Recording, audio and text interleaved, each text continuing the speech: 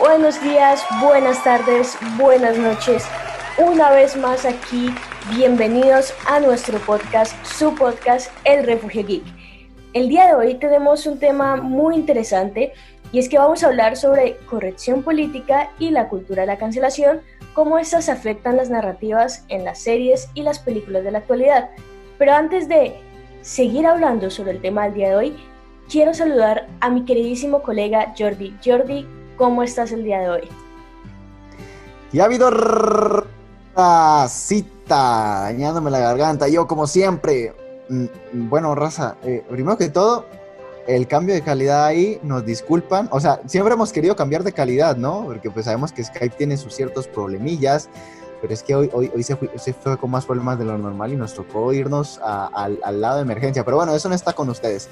Hoy vamos a hablar de un tema muy complejo, un tema que puede hacer que este podcast se convierta en una playa por la arena que va a empezar a brotar. Pero bueno, antes de eso, les tenemos un anuncio, es que hoy es un funeral. Estos primeros segundos son un funeral porque nuestra primera sección, la sección de noticias, it's die, es un cadáver. Se ha ido. Pero puede resucitar. Puede ser un ave fénix.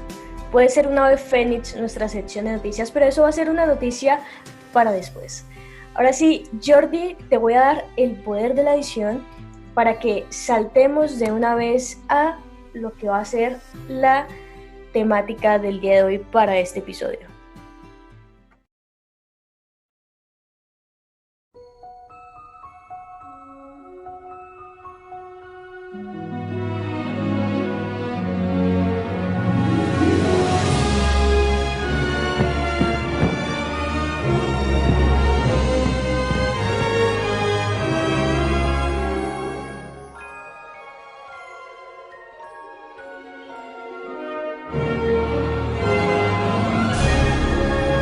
Bueno, corrección política y la cultura de la cancelación en estos días en las series y películas.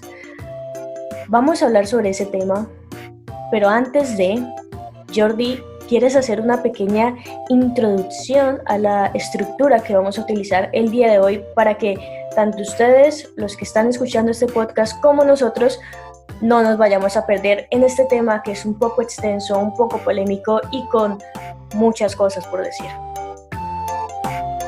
Creo que sí, mi estimada.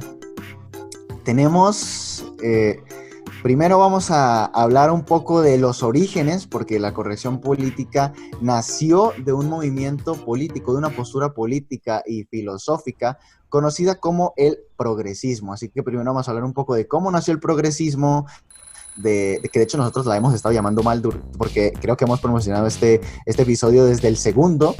Desde nuestro segundo episodio hemos dicho que queremos hablar de esto y la estamos llamando progresismo y pues no es lo correcto. El progresismo es el origen de la corrección política. Después de hablar un poco del progresismo, de cómo nació y más o menos un poco de su historia, vamos a entrar ya en materia sobre la corrección política. Primero vamos a decir qué es, después un poco de contexto histórico, después cómo se usa el término corrección política o el adjetivo políticamente correcto hoy en día. Y finalmente lo que vamos a hacer es charlar un poco sobre cómo ha afectado esto que ya salió de la política, aunque aún tenga ese nombre, salió de la política y empezó a impactar en todos lados. Las narrativas, la música, pero pues obviamente nosotros vamos a ir a lo que nos compete, que son las narrativas. Así que, ¿qué te parece, mi estimada Valeria, si empiezas tú con eso primero que yo dije que es la cuna, digamos, o el papá de la corrección política, que es el progresismo? Vale, sí, bueno, vamos a empezar. Es que, como ha dicho Jordi, la corrección política se deriva del progresismo. Así que vamos a empezar un poco con el origen del progresismo. ¿Para qué? Para así poder entender un poco mejor lo que nosotros vamos a hablar. Así que, bueno, el término progresista como tal nació en el contexto de la revolución de la revolución liberal del siglo XIX. Pero entonces aquí viene la pregunta, ¿revolución industrial? Sí, revolución industrial liberal. Me estoy equivocando bastante porque esto tiene bastantes cosas, así que, a ver. El término progresista nació... Porque dentro de la industrial también formó parte. Sí. Con todo este tema de la clase proletaria y la clase burguesa. También formó parte, así que vamos a empezar otra vez. Imaginen que no ha pasado nada. Bueno, el término progresista nació en el contexto de la revolución industrial. ¿Y qué vamos a hacer aquí? Porque esto no va a ser una clase de historia. Vamos a ir desde el más allá al más para acá para poder entender mejor. La historia se divide en épocas, ¿cierto? Tenemos la prehistoria, la edad antigua, la edad media, la edad moderna y la edad contemporánea. Muchas cosas, pero no se asusten. De nuevo, no va a ser una clase de historia y no vamos a hablar de todas estas épocas. En este caso solamente nos va a interesar la edad moderna y la edad contemporánea. ¿Por qué esas épocas? ¿Por qué? Bueno, la revolución industrial se le llama a la época en donde se comenzó a moldear nuestra sociedad actual, ¿cierto? Con la revolución industrial se cierra lo que es la edad moderna, aquí viene una edad, la edad moderna, y oh sorpresa comienza la edad contemporánea, que es nada más y nada menos que el tiempo comprendido desde la Revolución Francesa o desde la Declaración de Independencia de los Estados Unidos hasta la actualidad que conocemos hoy en día. Muchas cosas, ¿no? Pero a ver, ¿qué es el progresismo y cómo es que esto tiene que ver con la revolución industrial? Revolución liberal, perdón. La revolución liberal, ¿cierto? Como tal, fue el inicio de la edad contemporánea. Durante esa revolución liberal y que empezó la edad contemporánea que conocemos hoy en día, surgió el término progresista. Progresismo como tal y luego progresista. ¿Qué es el progresismo? Ahora sí, ya después de haber entendido esto, el progresismo es una tendencia política que defiende la igualdad económica y sociocultural. Por lo general, al progresismo se le asocia con el espectro tradicional de izquierda o centroizquierda, aunque, bueno, eso no significa que todos los sectores de la izquierda se identifiquen con el progresismo, porque como lo he dicho anteriormente, es solo un espectro del sector de la izquierda que se asocia con el progresismo. En pocas palabras, para no ir más lejos, al progresismo se le suele relacionar con el sector de la izquierda, pero no siempre es así. Y aquí viene lo que ha dicho mi compañero Jordi. El progresismo como tal tomó forma como una tendencia política, ¿cierto? Pero luego pasó a ser una tendencia política que iba más hacia las luchas contemporáneas por los derechos civiles, políticos, que dieron vida a movimientos sociales que hoy conocemos como el feminismo, el ecologismo, el laicismo, la diversidad sexual, entre otros. Y bueno, aquí es donde llegamos nosotros. Todo bien, ¿no? Todo suena muy ideal y muy bonito hasta que llegamos a donde queremos llegar. Exacto. Aquí es donde llegamos nosotros, que es en donde el progresismo se volvió una lucha por los movimientos sociales y que hoy en día se tornó un poco diferente y salió algo de lo que es este progresismo que suena muy bello, suena genial, ha ayudado bastante a que se visibilicen movimientos sociales que antes no tenían pues esa voz. Ahora de hecho, de ahí nació la socialdemocracia, y la socialdemocracia es actualmente la forma de gobierno más exitosa. Países como Noruega, Suiza, ustedes saben, allá en el primer mundo, tienen esta forma de gobierno de la socialdemocracia.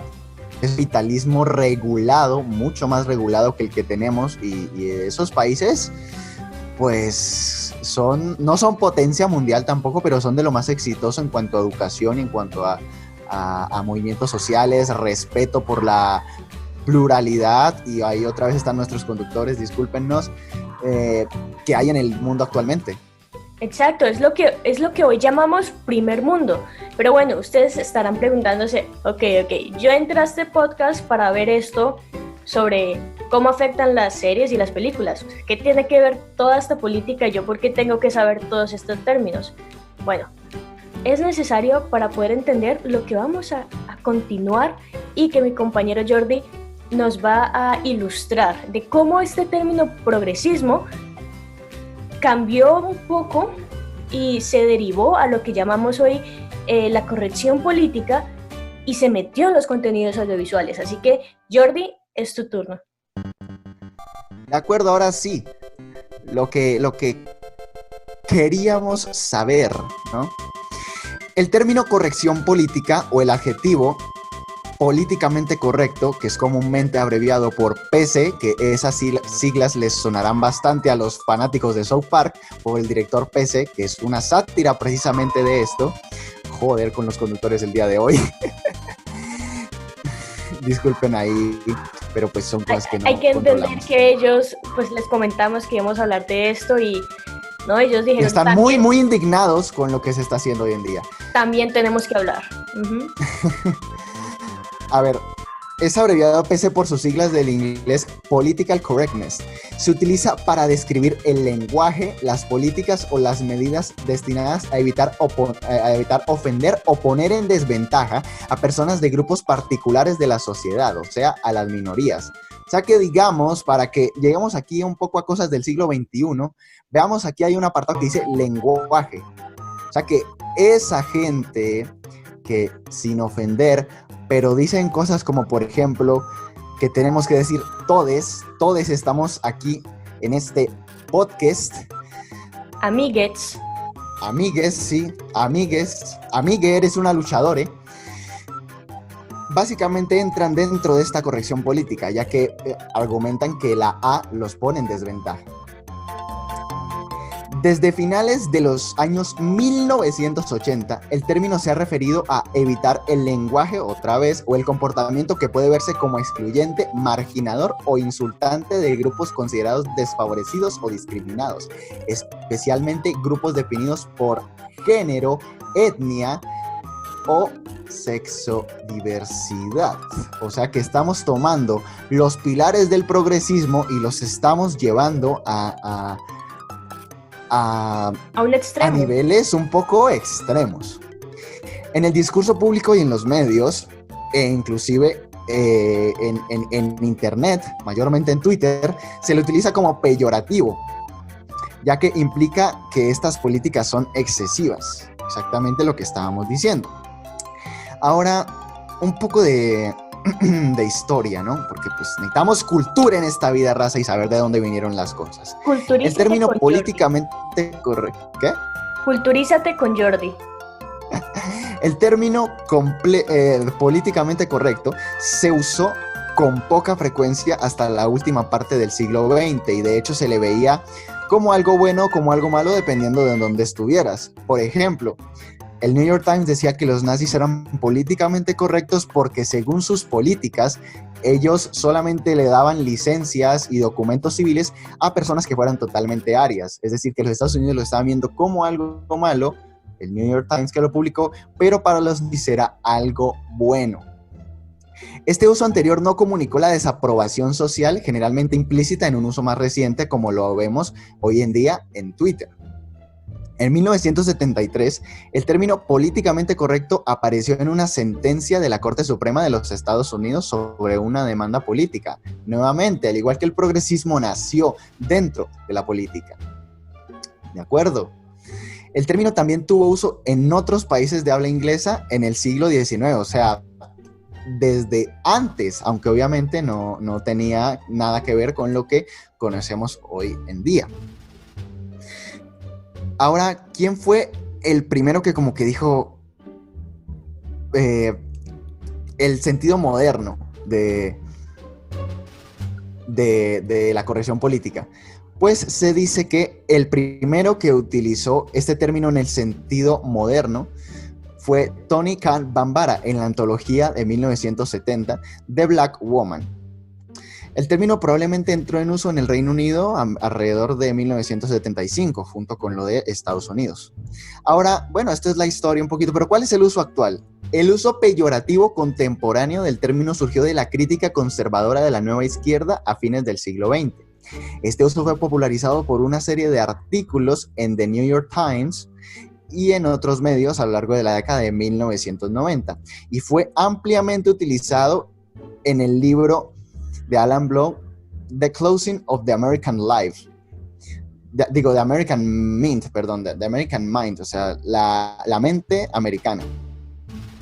Y ganó más vigencia en respuesta al libro The Pure Radicals, de 1990, de Roger Kimball, y del teórico Dinesh D'Souza, y Liberal Education, en 1991, en el que contaba lo que él vio como esfuerzos liberales para avanzar en la autovictimización y el multiculturalismo a través del lenguaje, la acción afirmativa y los cambios en el contenido de los planes de estudio de las escuelas y universidades, y en, aquí viene lo nuestro, los contenidos desarrollados. ¿De acuerdo? Que aquí vienen las narrativas. Entonces, ¿qué pasa? Que se usa de forma peyorativa, pero por la derecha, ¿sí? Por los conservadores. La izquierda, más bien, dice que no, que ellos no se están autovictimizando, sino que lo que están haciendo es buscando igualdad, cuando no es cierto realmente. Y aquí me gustaría leer una frase del expresidente George Bush, porque él dio un discurso muy interesante en una graduación, que yo no sé cómo un presidente va a graduaciones, pero el hecho es que dio un discurso en la Universidad de Michigan, donde dijo la siguiente frase que me gusta mucho porque creo que sintetiza muy bien todo.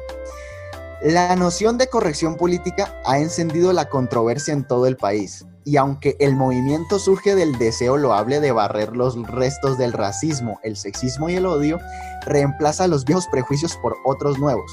Declara ciertos temas fuera de los límites, cierta expresión fuera de los límites, incluso ciertos gestos fuera de los límites.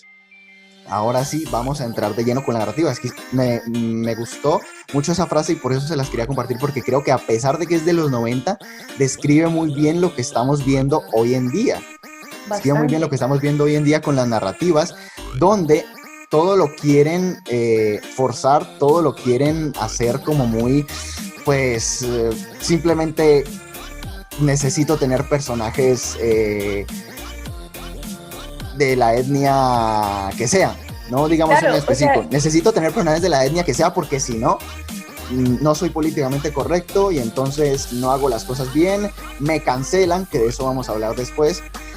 Entonces, me pareció muy importante esta frase porque creo que lo sintetiza todo muy, muy bien. Claro, es el hecho que me gusta lo que dice la frase, y es que pasamos de un estereotipo a otro estereotipo. El hecho de que si no tienes un personaje asiático, afro, latino, LGTBIQ+, entonces si no tiene uno de esos personajes dentro de una serie o una película, es mala. Y si lo tienen, muchas veces lo que hacen es que meten esos personajes como a la fuerza, que uno siento que rompen con la narrativa, y además de eso no representa como tal a la comunidad que este personaje debería representar, y cae en un estereotipo más. Entonces, a mí me parece claro, que... Claro, es que ¿sabes qué pasa? Que es lo que tú dijiste, que te gustó de la frase. Prejuicios antiguos por prejuicios nuevos. No estamos realmente solucionando nada, porque la idea y es la que tiene el progresismo, es eliminar los prejuicios, pero esto solo elimina los antiguos para crear prejuicios nuevos, como por ejemplo, hoy en día es muy normal ver a personajes de este estilo en las series. Antes no lo era, pero ahora ¿qué pasa? Que te muestran a personajes excesivamente, por ejemplo, con los negros. Es más fácil ejemplificar así. Con los negros, digamos, ponen a una persona de color, a una persona de raza negra, la ponen como el héroe y ponen todas las virtudes que uno puede encontrar malas en un ser humano en una persona blanca. O sea, son nuevos estereotipos. Antes los negros ni siquiera tenían oportunidades en televisión o en Hollywood.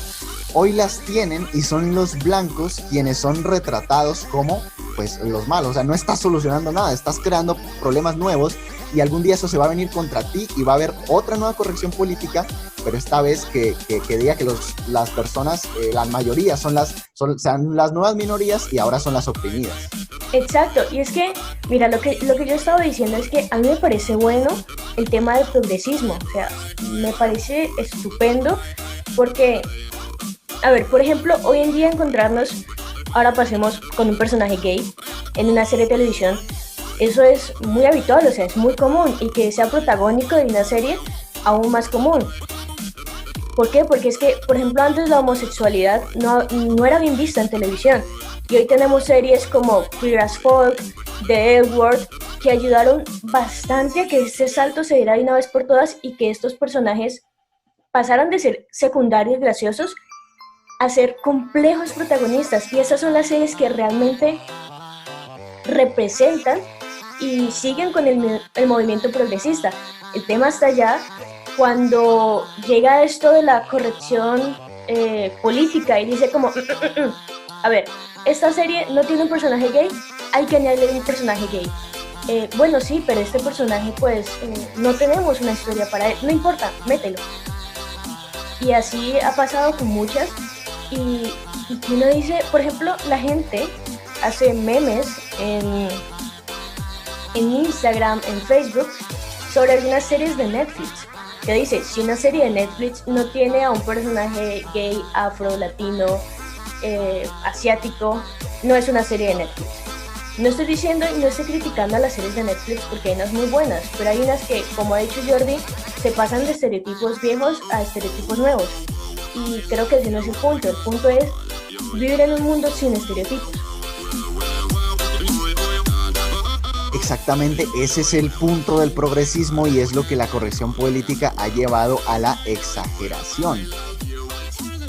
Y eso, y mira que lo hemos visto, por ejemplo, a ver, otro punto de lo que vamos a tocar de la corrección política, y es el hecho de que muchos personajes y muchos actores, escritores, productores, se han visto afectados por este tema de la corrección política, de que dicen, bueno, si eres un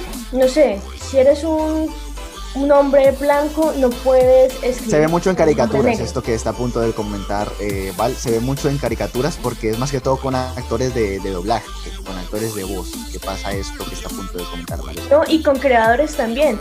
O sea, por ejemplo, yo quiero tocar el tema de que del panel de la Comic Con de Black Panther, en donde tocaban el hecho de que pues un hombre blanco no es capaz de hacer supuestamente crear un personaje afroamericano, pero no es así. O sea, el hecho es que claro, ellos decían dentro del panel, cualquier persona creativa, ¿cierto?, que investigue y haga bien su trabajo puede crear y representar cualquier papel que vaya a, no sé, a representar una multiculturalidad.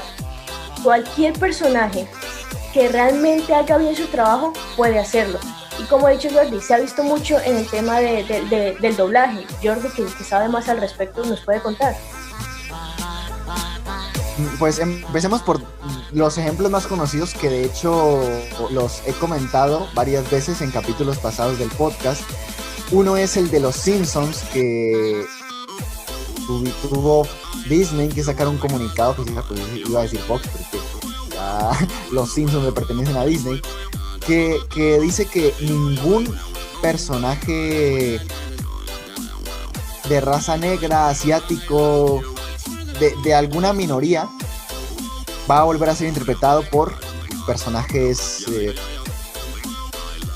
por actores que no sean de esa etnia. Es decir, actores blancos no van a poder volver a interpretar a personajes negros. Y yo es en plan... No entiendo. Para empezar, ni siquiera estoy viendo al actor. Empecemos por ahí.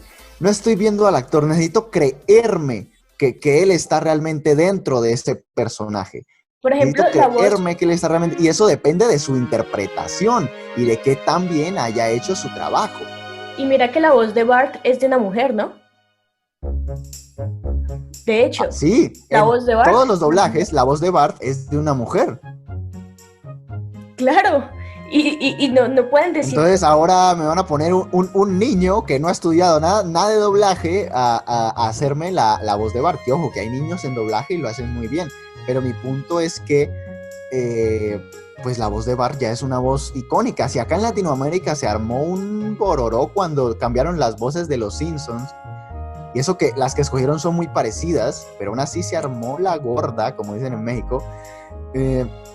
Si llegan a cambiar la voz original de Bart, nos vamos al carajo, porque el fan de los Simpsons va a quemar Disney, porque así son los fandoms.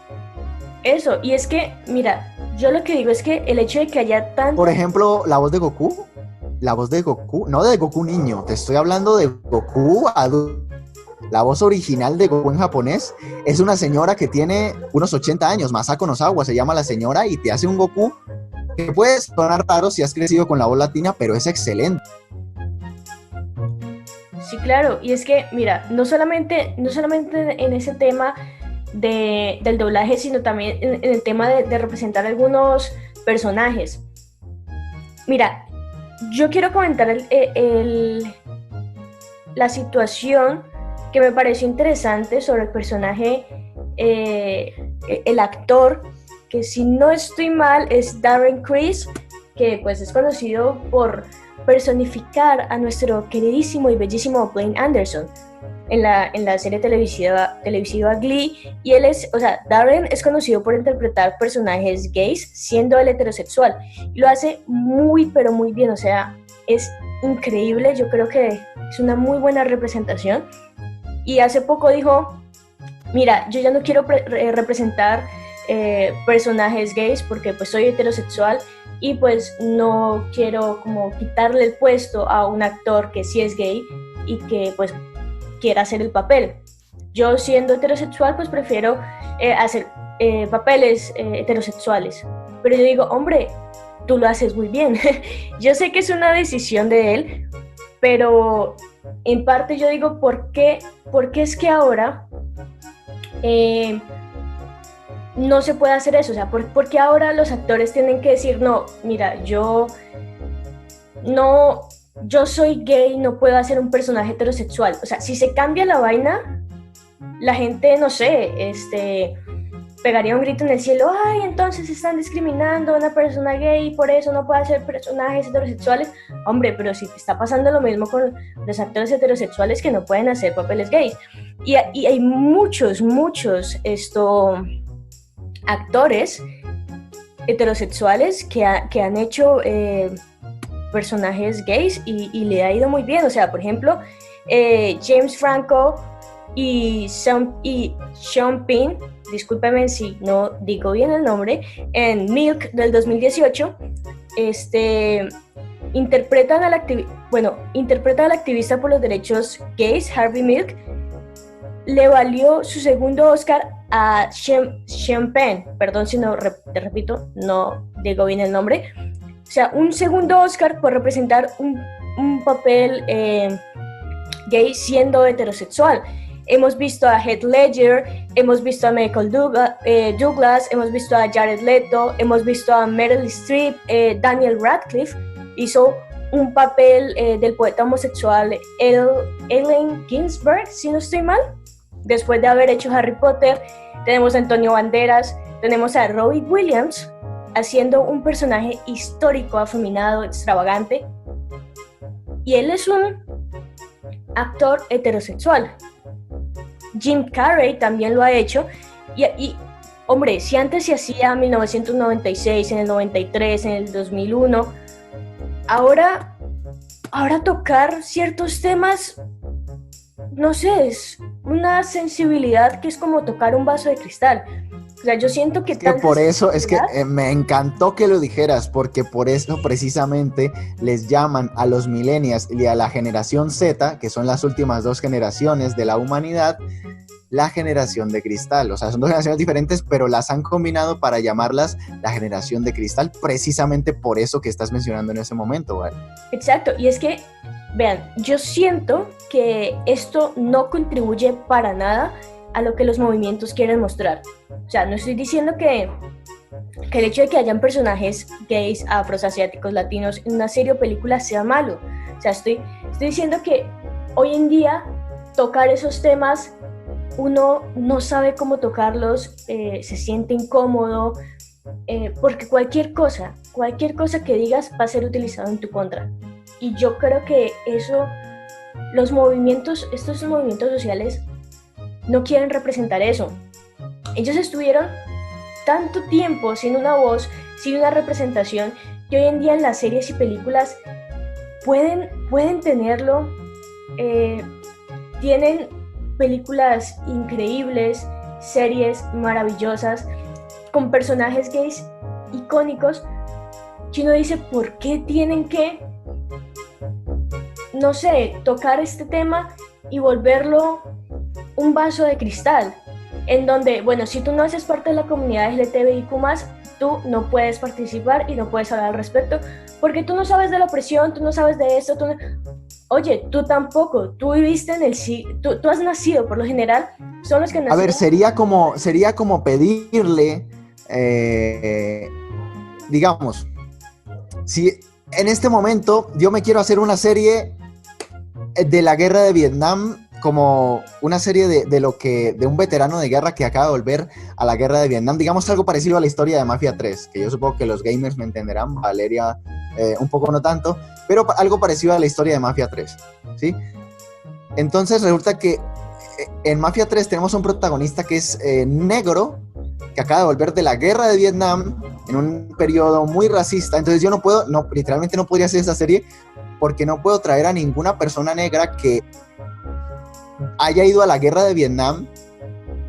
No puedo traerme a ningún actor que realmente entienda lo que esos traumas implican, o lo que era ser negro en la época de los 60. O sea, tendría que traerme a alguien de 60 años que no me puede representar a una persona joven, que es lo que yo quiero contar en la serie. O sea, es que lo peor es que el argumento en sí mismo se cae solito.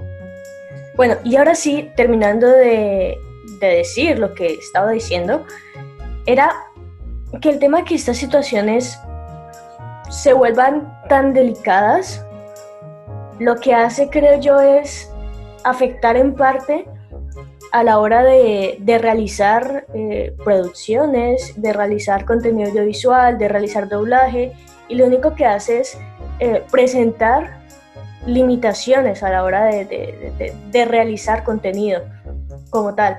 Y más porque esto viene de la mano de lo que está tan de moda, especialmente en Twitter, que es la cultura de la cancelación. La cultura de la cancelación es algo que está súper de moda y que con pocos argumentos pueden coger a un actor, a un escritor, a un productor y cancelarlo. O sea, te cancelo. ¿Por qué? Porque yo no me gusta odio esa palabra. ¿Por qué? Porque lo que tuiteaste hace 4 años no me gusta, cancelado. Y comienzan a hacer hashtag, trending. O lo que pasó con el director de Guardianes de la Galaxia y que ahora está dirigiendo la nueva del Escuadrón Suicida.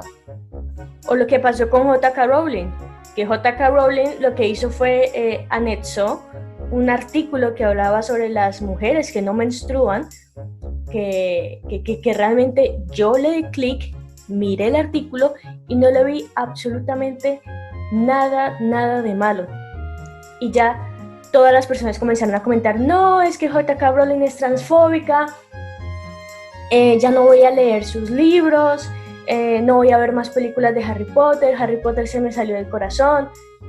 Y ahí es cuando yo digo, ¿qué tiene que ver lo que ha creado esta escritora con lo que ella piense? O sea, ella ya no puede tener una libre expresión sin que esté ligada al contenido que ella hace. Ella hace muy buen contenido. O sea, los libros, o sea, lo que ha creado J.K. Rowling con Harry Potter es algo increíble.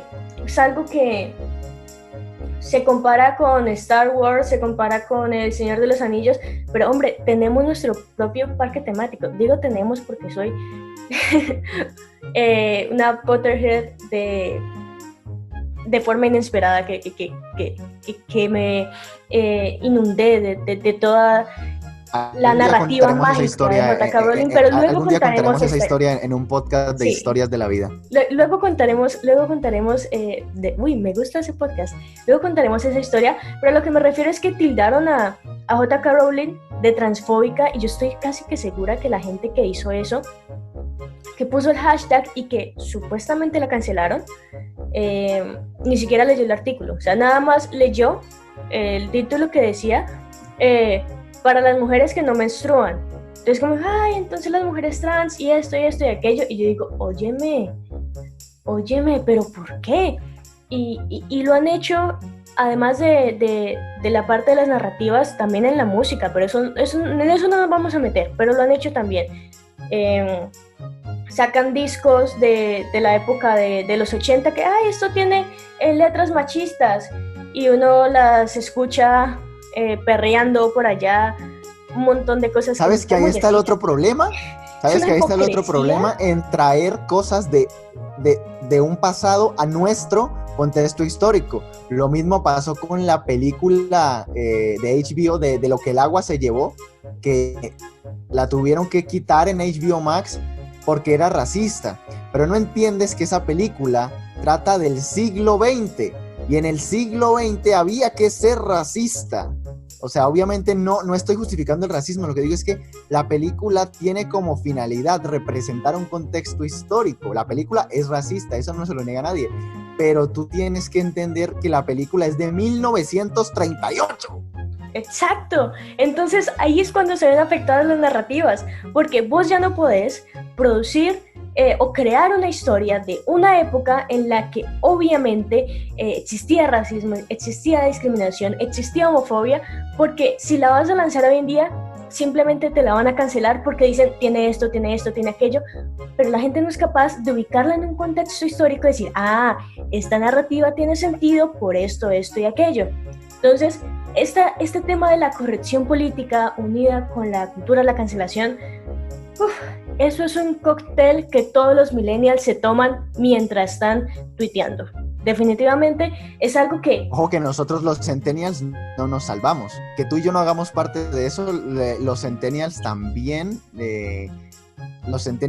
se toman su vaso diario de corrección política y lo acompañan con una cucharada de cultura de la cancelación. No, de hecho creo que nosotros más, porque puede que estemos utilizando mal el término, los millennials son los de...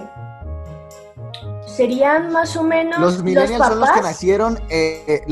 los que nacieron entre 1982 y 1995. Uh-huh. Los centennials son los que nacieron desde 1996 hasta 2010. Y la generación de los que son ahora niños se llama la generación de los alfa.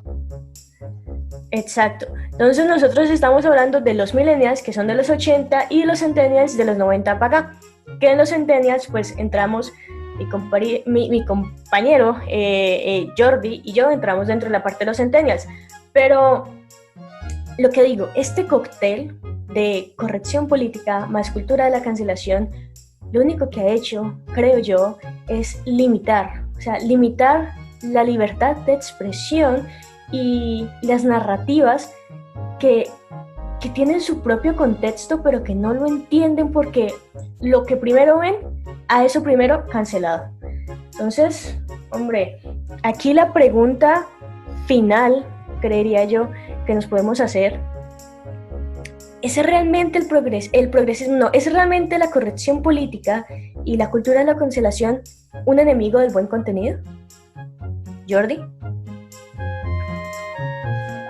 Yo creería que no, porque en realidad el problema no viene del contenido, el problema viene del contexto actual en el que vivimos. Creo que la respuesta correcta es más bien, me corrijo, perdón, que es que me dio una embolia cerebral, es que sí, lo que quería decir con no es que no tiene por qué serlo. No tiene por qué serlo porque si nos vamos a lo que la corrección política proponía originalmente, es decir, cuando era simplemente progresismo, buscaba algo muy bueno, buscaba algo como lo que, por ejemplo, hacen series como Batwoman, que inicialmente creyeron que iba a ser muy políticamente correcta, pero al final fue una serie que, obvio, tiene sus tintes eh, de progresismo, porque la protagonista es lesbiana, pero no, ese no es el Bisexual. tema central de la narrativa. Creo que es Y bisexual, ¿no es bisexual? no, ¿Katie Kane no es bisexual? Kate Kane, Kate Kane en los cómics es lesbiana, Ok. totalmente lesbiana. Eh, la protagonista es lesbiana, entonces, pero ese no es el eje central de la historia. Tiene toda una narrativa con Alice, ¿me entiendes? Es que la cosa es que las cosas tendrían que ser así. Así que retomando mi respuesta, que creo que la he dado súper mal, sí, sí es un enemigo del buen contenido, pero no tendría por qué serlo. No tendría por qué serlo porque si fuera solo progresismo, créeme que sería no sería para nada un enemigo del buen contenido. Es un enemigo del buen contenido simple y llanamente porque nosotros, y sí, a pesar de que yo no estoy de acuerdo con muchas cosas, tengo que aceptar mi responsabilidad como generación Z. Nosotros y los millennials también, y probablemente los alfa también, porque están creciendo influenciados por eso, porque ya un niño hoy en día, eso lo hablamos creo que en el podcast de videojuegos, ya nace prácticamente con un celular. Literal. Literalmente. Entonces, es culpa mayormente nuestra el darle tanta notoriedad a el término de la corrección política y de la cultura de la cancelación. Si nosotros realmente no fuéramos la generación de cristal que somos, creo que esto habría muerto antes de llegar al nuevo siglo, o sea, esto habría muerto en los 90. Y hoy Twitter no sería el hogar absoluto de la corrección política. Y de la cultura de la cancelación. Es un enemigo del buen contenido simple y llanamente porque nosotros le hemos dado el poder de serlo. Esa es mi conclusión final. Discúlpenme el que me extendiera tanto, pero es que en principio estaba pensando la respuesta desde otro, o sea, no había entendido correctamente el contexto de la pregunta de Valeria y yo dije que no porque no tenía por qué serlo, o sea, no tiene por qué serlo. Pero con el poder que le damos actualmente, lo es y mucho. Y creo que habría que mirárnoslo, hacernos un autoanálisis como generación, como generaciones, porque ya contando los alfas seríamos 3 generaciones creciendo dentro de esta corrección política y habría que hacernoslo mirar, hacer un autoanálisis y dejar de darle tanto poder a estas cosas, a la corrección política y a la cultura de la cancelación. Esa es mi opinión. Que lo es, pero no tendría por qué serlo, y lo es única y exclusivamente porque nosotros le hemos dado el poder para hacerlo. Muchas gracias, señoría. Muy bien, querido Jordi. Bueno, ahora sí, mi conclusión final es más que todo como una reflexión, como ha dicho Jordi, una reflexión de 3 generaciones. 3 generaciones, imagínense. Una reflexión de que nosotros investiguemos más y sepamos de dónde vienen las palabras, de dónde vienen estas tendencias. Nosotros tenemos que ser simples borregos y seguir lo que todo el mundo dice. ¿Yo por qué razón tengo que unirme a una tendencia de la cultura de la cancelación o de corrección política si ni siquiera sé de dónde viene?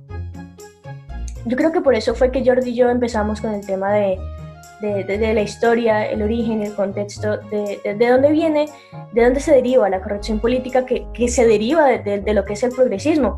El progresismo, como les digo, es un movimiento para dar visibilidad y darle una voz a estas luchas contemporáneas, de darle voz a...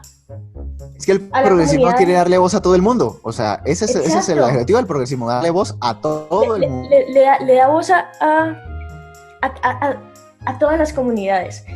Y lo que hace el tema de la corrección política y la cultura de la cancelación es llevarlo a un extremo. Entonces, lo que yo digo es, muchachos, muchachas, todos, todas, meditemos qué es lo que nosotros estamos haciendo. Todes. Antes de que nos cancelen. ¿Por qué estamos llegando a estos extremos? ¿Realmente es bueno? ¿Realmente qué le estamos haciendo a nuestras narrativas, a nuestras series, a nuestras películas?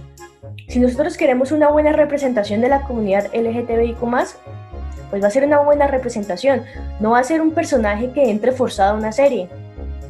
Si nosotros queremos una persona afro, una persona latina, asiática, blanco, representando bien a lo que representa, nosotros tenemos que leer más al respecto, leer más respecto a lo que son estas tendencias y no seguirlas si nosotros no estamos realmente seguros y realmente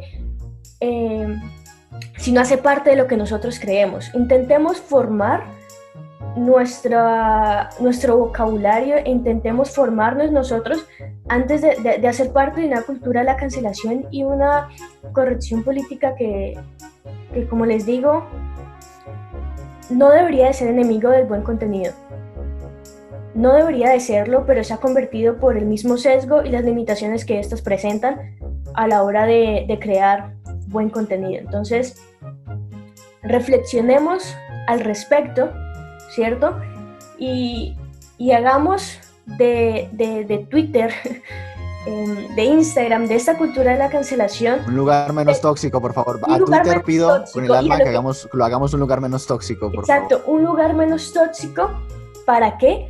Para que la generación del 2015, ¿cierto? 2015, que es la generación alfa, pueda tener una generación 2010. Que realmente represente lo que es el progresismo. Nosotros los Zetas terminamos en 2010, así que los niños que nacieron en 2011 ya son Zetas.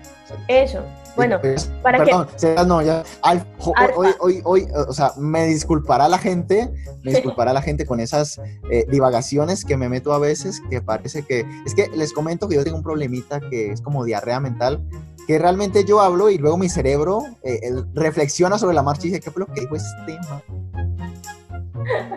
Tienes que ir por papel higiénico, ve por papel higiénico para retomar otra vez.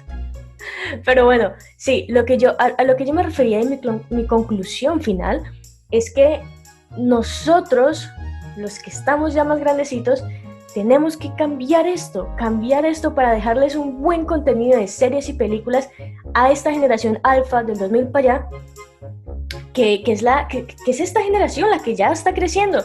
Nosotros tenemos que hacer de este mundo menos tóxico. Así que eso es lo que nosotros deseamos en este podcast y dentro de la cultura geek, que el buen contenido sea amigo del progresismo y no enemigo de la corrección política y de la cultura de la cancelación. Jordi, ¿algo más para adherir antes de irnos ya con estas conclusiones y opiniones finales de cada uno de nosotros? ¿Tienes algo más que comentar? La verdad, ya con las conclusiones un poquito accidentadas, sobre todo por parte mía, no tengo nada más que agregar. Creo que ya lo hemos cubierto todo sin llegar a politizar la situación. Así que me parece que así estamos perfectamente. Bueno muchachos, entonces espero que les haya gustado el podcast el día de hoy. Recuerden seguirnos en nuestras redes sociales, que tanto he dicho, en Twitter de la red social que más hemos hablado el día de hoy, @geek_refugio, y en Instagram, @el_refugiogeek. Recuerden también seguirnos en YouTube, que ahí vamos a estar subiendo pedacitos de estos episodios. Y pues, si les gustó, compartan. No es cierto, el episodio 6 no tuvo video en YouTube. Cancelo ese canal. No ha salido. La persona que se encarga de subir los videos, no sé, se fue de vacaciones, quién sabe, pero se va a subir. Tiene que ver Stargirl, porque avance para el siguiente capítulo.